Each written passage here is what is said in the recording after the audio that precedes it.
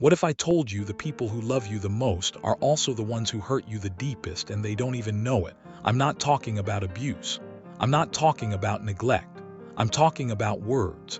Everyday words. Words said at the dinner table, in the car, during homework time. Words that felt normal but left invisible scars that took years to unpack in therapy. Today, we're going into the 10 toxic things parents say to their kids and why each one does more damage than you think. If you're a parent, stay till the end. And if you were that kid, buckle up. This one's for you. Hey everyone, welcome back to the channel.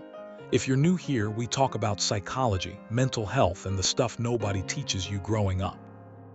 That subscribe button because today's video, a lot of people need to hear this. Alright, let's get into it.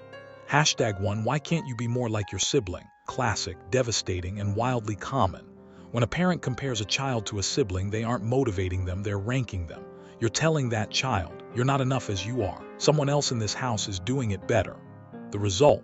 Sibling rivalry that lasts into adulthood, deep insecurity.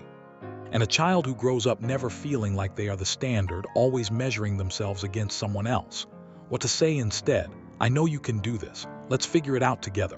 #2 You're too sensitive. Oh, this one does so much damage quietly. When a child comes to you crying, upset about something that feels huge to them, and you say you're too sensitive, you're not comforting them. You're shaming them for having emotions. Over time, that child learns to suppress their feelings. They stop coming to you, they bottle everything up. And then one day, as an adult, they can't even identify what they're feeling because they were taught that feeling things was wrong. Emotional intelligence starts at home. And it starts with parents who say, I hear you, that sounds really hard. #3 I do everything for you and this is how you repay me. Guilt is not love. When parents weaponize their sacrifices, and yes, I said weaponize, they create children who feel like they owe their parents their entire existence. Children who grow up with this constant, crushing sense of debt. And here's the thing, parents do sacrifice a lot, that's real, but using it as leverage during conflict. That's manipulation, even if it's unintentional. Healthy parents express their feelings. They don't use them as weapons.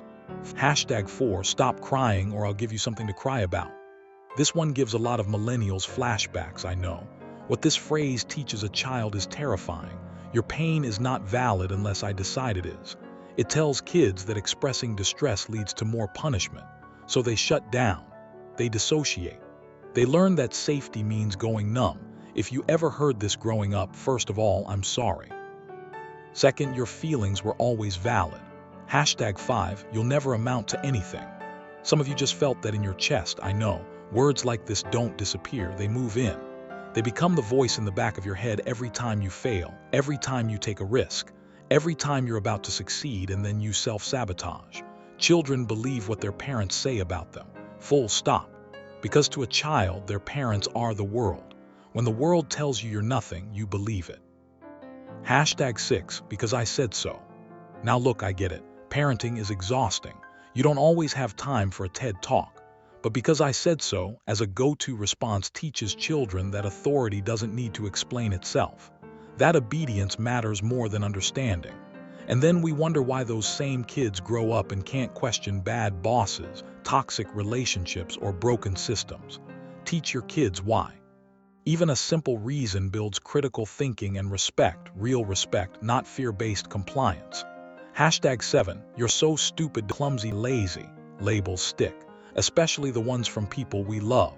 When a parent repeatedly calls a child stupid, even jokingly, that child internalizes it as identity.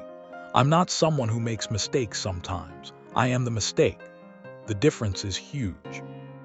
And the psychological research backs this up. Children labeled negatively perform worse over time, not better. It's called the Pygmalion effect in reverse.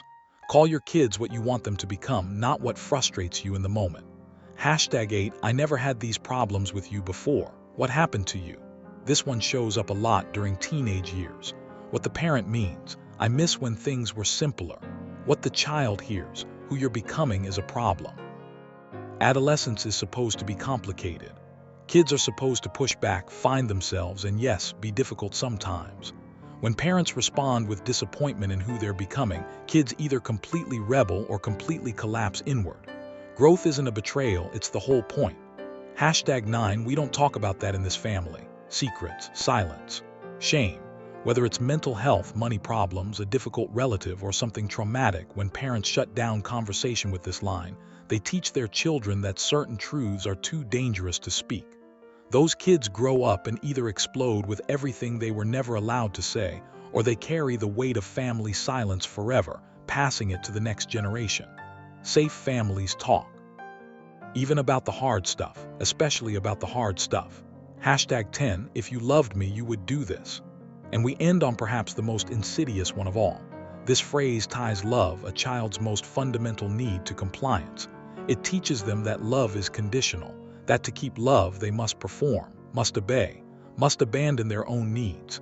These are the adults who can't say no, who stay in toxic relationships, who exhaust themselves trying to earn love that should have just been there. Love is not a transaction. It's not a reward for good behavior. And children deserve to know that unconditionally.